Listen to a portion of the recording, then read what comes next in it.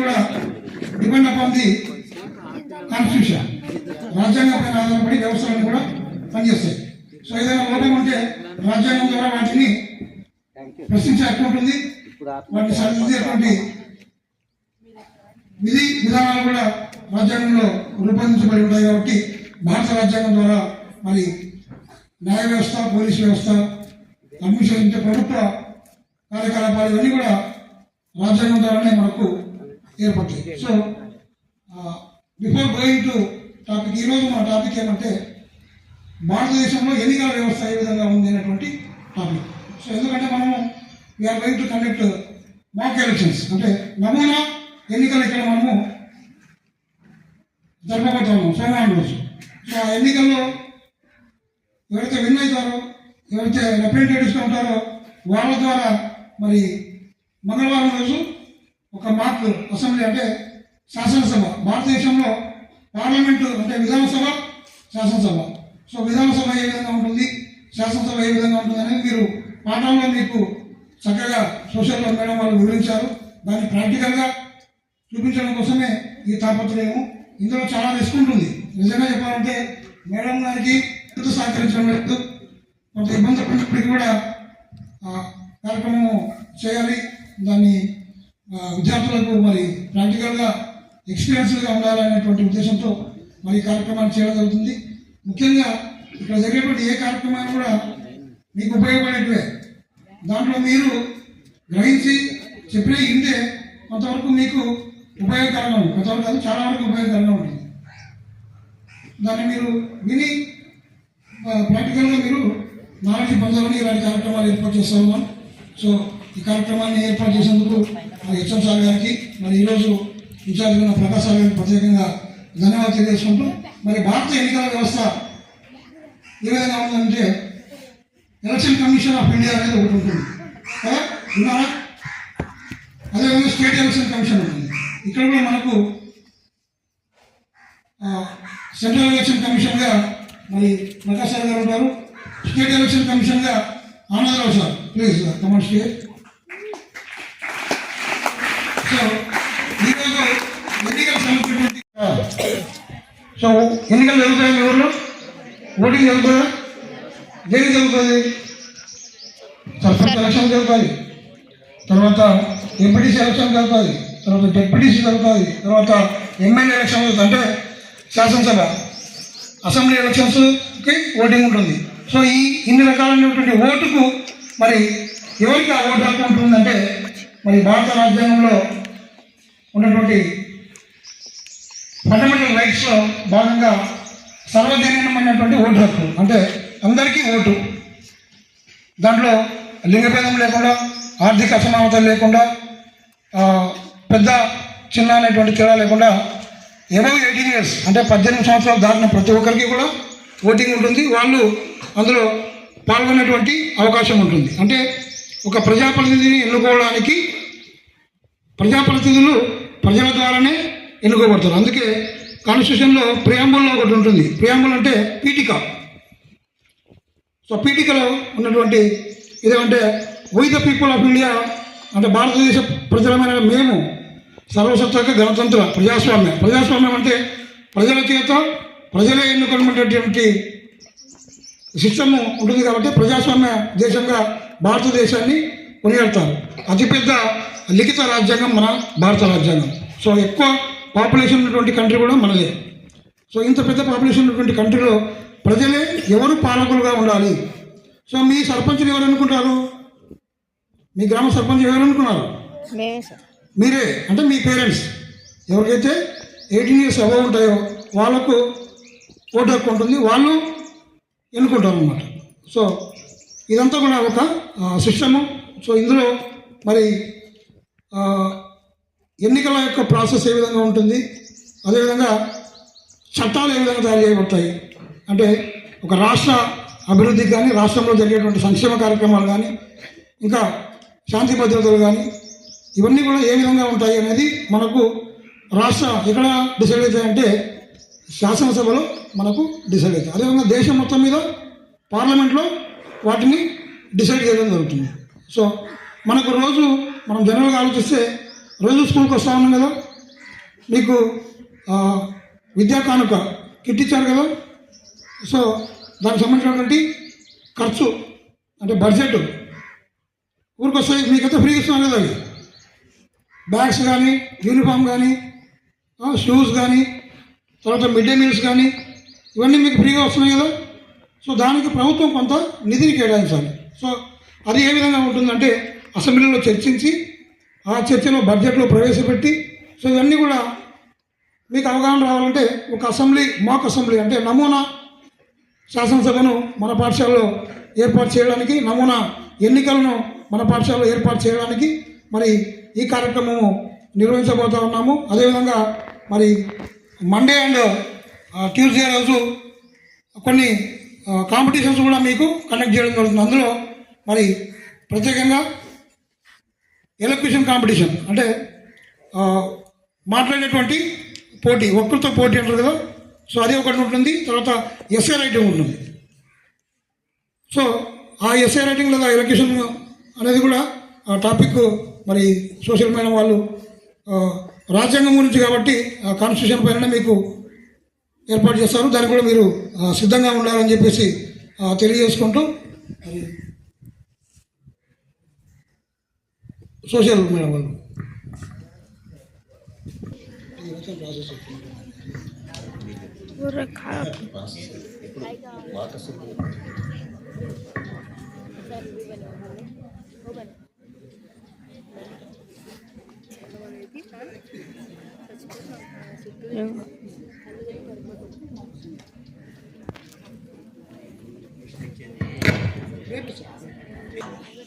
Okay. మరి అతిపెద్ద ప్రజాస్వామ్య దేశం మనది. ఎలక్షన్స్ ఎట్లా జరుగుతాయి అనేది మీరు బయట నుంచి చూసింటారు. మరి అదే కార్యక్రమాన్ని మన స్కూల్లో కూడా ఏర్పాటు చేయాలని చెప్పేసి హెచ్ఎం గారు, తర్వాత రవి సార్ గారు, సోషల్ డిపార్ట్మెంట్ వాళ్ళు అందరూ కలిసి ఈ కార్యక్రమాన్ని నిర్వహించబోతున్నారు. మరి ఇక్కడ ఓటర్లు ఎవరు అంటే మీరే. 6th క్లాస్ నుంచి 10th క్లాస్ వరకు ఉండే వాళ్ళందరూ ఓటర్లు. ఓకే. మరి మీ ఓటర్ గుర్తింపు కార్డు ఏది? ఐడి కార్డు ఉంటేనే లోపల పోయి ఓటు వేయడానికి ఉంటుంది.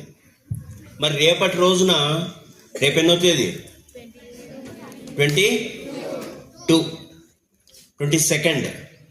22nd notification. అంటే ఎలక్షన్స్ ఏ రోజు జరుగుతుంది, క్యాండిడేట్స్ ఎవరు అనేది ఫస్ట్ నామినేషన్స్ వేస్తారు.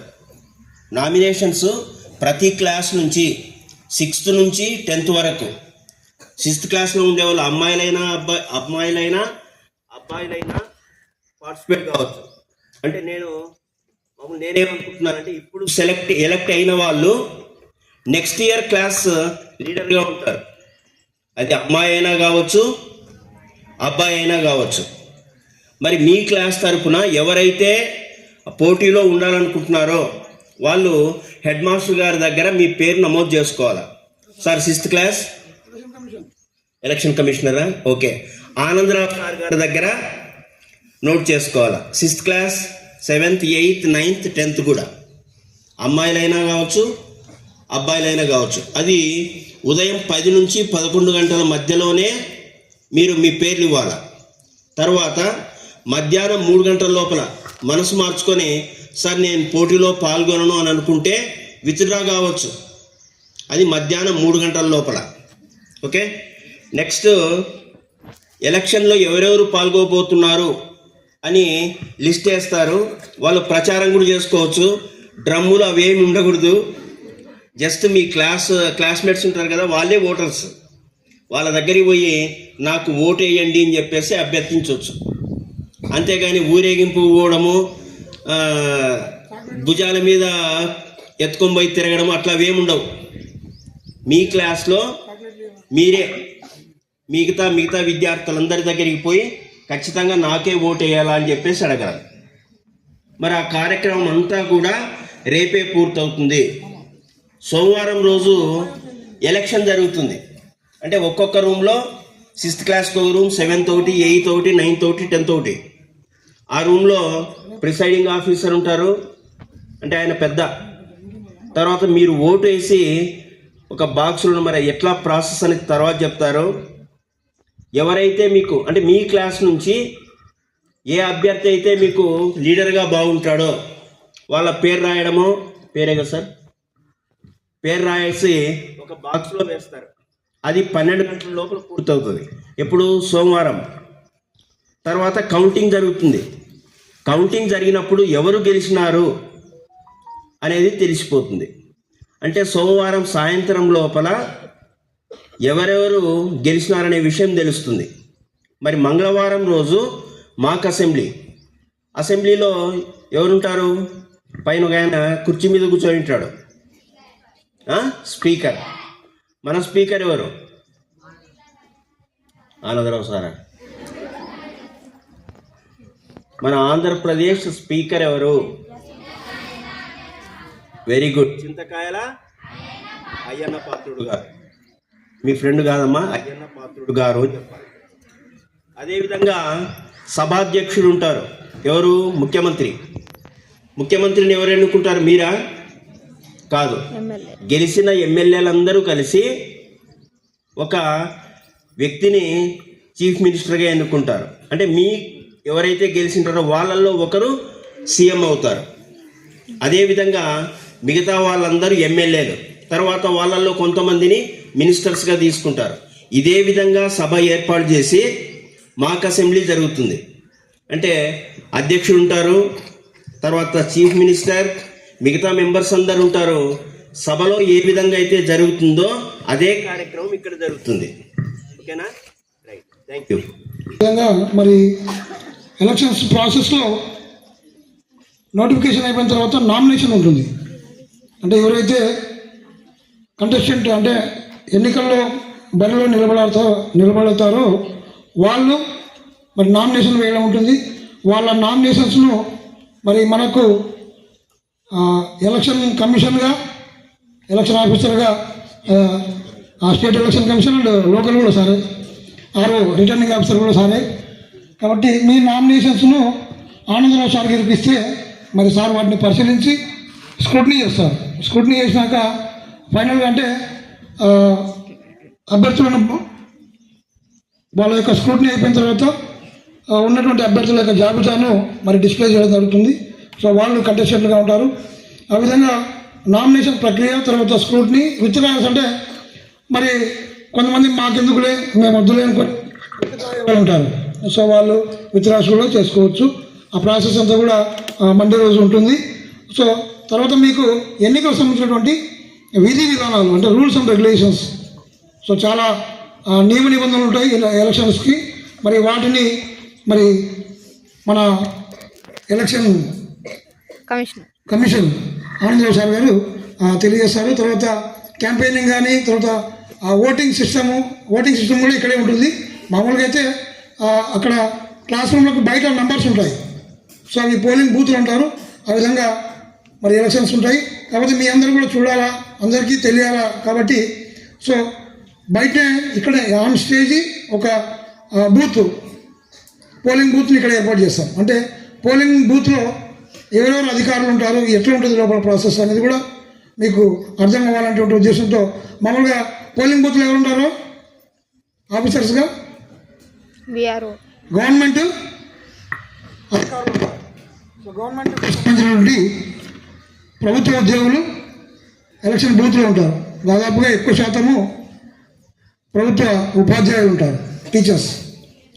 అంటే ఆ పోలింగ్ ఆఫీసర్గా కానీ, అసిస్టెంట్ పోలింగ్ ఆఫీసర్గా కానీ, క్లర్క్గా కానీ, అంటే లోపల ఉన్నటువంటి పోలింగ్ ఆఫీసర్స్ యొక్క డ్యూటీస్ ఏ విధంగా ఉంటుంది అనేది కూడా రేపు మీరు చూస్తారు. ఓకేనా? సో ఏమరా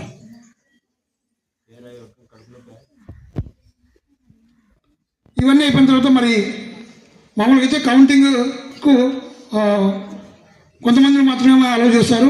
సో ఇక్కడ సార్ చెప్పిన విధంగా ఒక్కొక్క క్లాస్ నుంచి ఒక రిప్రజెంటేటివ్ని తీసుకెళ్ళాలి. కాబట్టి సో ఆ కౌంటింగ్ కూడా ఏ క్లాస్కు సంబంధించి ఆ క్లాస్కు కౌంటింగ్ ఉంటుంది. ఆ కౌంటింగ్లో ఎవరు విన్నర్స్ అనేది వెంటనే అనౌన్స్ చేయడం జరుగుతుంది. తర్వాత వాళ్ళందరూ కూడా ఓత్ అంటే మామూలుగా చాలా సినిమాలు చూసింటారు, భరత్ అని నేను కదా, హామీస్ పాట అది కాదు, భారత ప్రజాస్వామ్యం ద్వారా ఎన్నికైన సో అది ఒక లోతు ఉంటుంది. సో అది కూడా మీతో చెప్పించడం జరుగుతుంది. సో ఇదంతా కూడా ప్రాసెస్. దీంట్లో మీరు పూర్తిగా ఇన్వాల్వ్ అయిపోతే మీకు బాగా అర్థమవుతుంది. సో మీకు అర్థం కావాలని తాపత్రయం మాకు తెలుసు, ఎందుకంటే మేము చాలాసార్లు ఓట్లు వేసుంటాము, ఓట్లకు డ్యూటీ కూడా చేస్తుంటాము. మీకు తెలియాలా అనేటువంటి తాపత్రయమే. సో ఇందులో కొంత ఇబ్బంది ఉన్నప్పుడు కూడా మేము వాళ్ళు మరి చేయడానికి ముందుకు వచ్చారు. సో ఎలక్షన్ యొక్క రూల్స్ అండ్ రెగ్యులేషన్స్ మన ఆనందరావు సార్ తెలియజేస్తారు. మనం ఇప్పుడు ఒక మాదిరి ఎలక్షన్స్ అనేటువంటిది ఎలా జరుగుతుంది అనేటువంటి విషయాలని మీకు తెలియజేయాలని గవర్నమెంట్ మనకు స్కూల్లో ఏర్పాటు చేయడం జరిగింది. దానిలో భాగంగానే మీకు నిజంగా మీకు ఎలక్షన్స్ ఏ విధంగా జరుగుతాయి అనేటువంటి విషయం చూపించడానికి ప్రయత్నం చేస్తాం. ఓకేనా? తర్వాత మీకు ప్రతి రోజుల్లో ఏ క్లాస్ వాళ్ళు అయితే ఆ క్లాస్ వాళ్ళు ఒక బూత్ ఏర్పాటు చేస్తాము. తర్వాత మీరు ఆ ఎలక్షన్స్ ఏ విధంగా అయితే జరుగుతాయో అదే విధంగానే రావాలి. మీకు నచ్చినటువంటి వారి పేరు రాసి ఆ పోలింగ్ బూత్లో వేసి వెళ్ళిపోవాలి. అలాగేనా? ఓకేనా? ఇది ఈ విధంగా జరుగుతాయి. మీరు ఆ రోజు చూస్తారు. Thank you sir.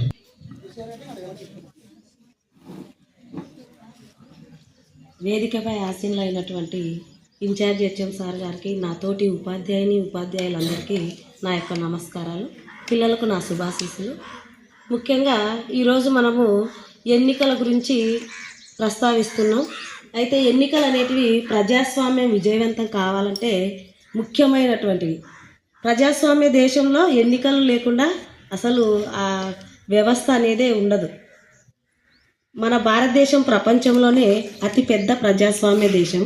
ప్రజాస్వామ్యం అంటేనే ప్రజల యొక్క ఇన్వాల్వ్మెంట్ ఖచ్చితంగా ఉండాల్సిందే. ప్రజల యొక్క అభీష్టం మేరకు ప్రజా శ్రేయస్సు కోసం మాత్రమే పనిచేసే విధంగా ప్రభుత్వం అనేది ఉండాలి. ఈ ఎన్నికల సంఘం అనేది 1950 జనవరి 25వ తేదీన ఏర్పాటు చేశారు. మనకు స్వాతంత్రం వచ్చినప్పుడు ప్రజాస్వామ్య దేశంలో ఎన్నికలు నిర్వహించాలంటే ఒక పెద్ద ఛాలెంజ్ లాగానే ఒక సవాల్ను ఎదుర్కొన్నట్లే అయింది. ఎందుకంటే చాలా వరకు మన భారతదేశంలో నిరక్షరాస్యులు ఎక్కువగా ఉన్నారు, వాళ్ళకు చదువు రాదు.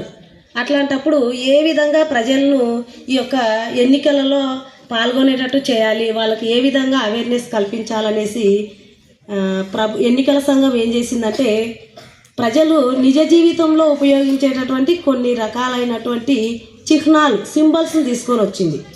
ఇప్పుడు ఎవరైనా సరే కొన్ని పార్టీల పేర్లు చెప్పగానే ఆ పార్టీకి సంబంధించినటువంటి పార్టీ యొక్క గుర్తును చెప్తున్నారు. ఇవి ఎవరైనా ఎడ్యుకేటెడ్ కానివచ్చు, అన్ఎడ్యుకేటెడ్ ఎవరైనా సరే చెప్పడానికి అవకాశం ఉంది.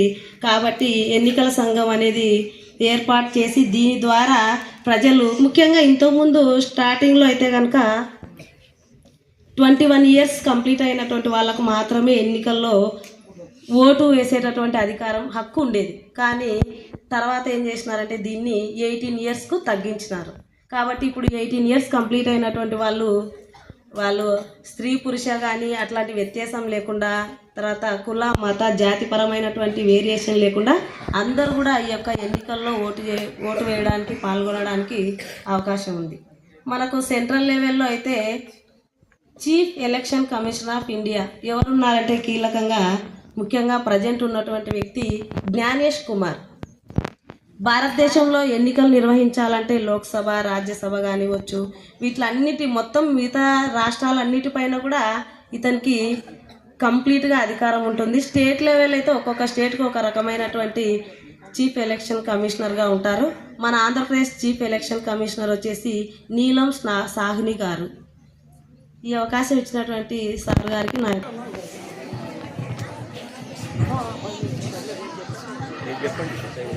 వేదికను అలంకరించిన ప్రతి ఒక్కసారి జరిగేటివి ఇది చాలా రోజుల ప్రాసెస్. ఇది అయితే మన స్కూల్లో ఒక రోజు 2 రోజులనే జరుగుతుంది. అది మన వాళ్ళ గొప్పతనం అని చెప్పుకోవచ్చు.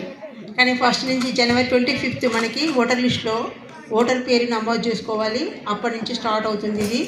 నెక్స్ట్ 18 ఇయర్స్ కంప్లీట్ అయిన వాళ్ళందరూ కూడా ఎలక్షన్లో పార్టిసిపేట్ అవకాశం ఉంది. నెక్స్ట్ 25 ఇయర్స్ కంప్లీట్ అయిన వాళ్ళు ఎలక్షన్లలో కాంటెస్ట్లో పోటీ చేయొచ్చు. పోటీ చేసి ముఖ్యమంత్రిగా కానీ, మినిస్టర్స్గా కానీ, ఎమ్మెల్యేలుగా కానీ ఎంపిక కావడం అవకాశం ఉంది. అయితే మామూలుగా జనరల్గా మేము మాట చెట్టు కింద కూర్చొని దీని గురించి డిస్కషన్ చేస్తుంటే 9th క్లాస్ బి సెక్షన్లో ఒక పిల్లోడు ఏం చేస్తాడంటే శ్రీధర్ అనే పిల్లోడు క్యాన్వాసింగ్కి వస్తాం మేము అంటే డబ్బులు ఎవరు ఇస్తారు, డబ్బులు ఇస్తేనే కదా ఓటేసేది అని అన్నాడు. నిజంగా నాకైతే గిన్న మాకంటే మీకే బాగా అవగాహన ఉంది దీని మీద అనిపించింది. దానికి శివశంకర్ అనే పిల్లోడు సమాధానం ఇస్తే 2 రూపాయలు 3 రూపాయలు ఇస్తాం లేదా మీకు క్యాన్వాసింగ్కి, ఓటేస్తే 2 రూపాయలు ఇస్తలేరా నేను అంటున్నాడు. అంటే మన ఎలక్షన్స్ ఏ విధంగా ఉన్నాయి అనేది మాకంటే మీకే బాగా పల్లెటూళ్ళలో బాగా అర్థమైందని నాకు అర్థమైంది. కాబట్టి ఇక్కడ కరప్షన్ అనేది ఉండదు, అవినీతి అనేది ఉండదు. 2 రూపాయలు 3 రూపాయలు ఏమి ఇవ్వాల్సిన అవసరం లేదు. ఖచ్చితంగా పగడ్బందీగా ఎలక్షన్స్ జరుగుతాయి.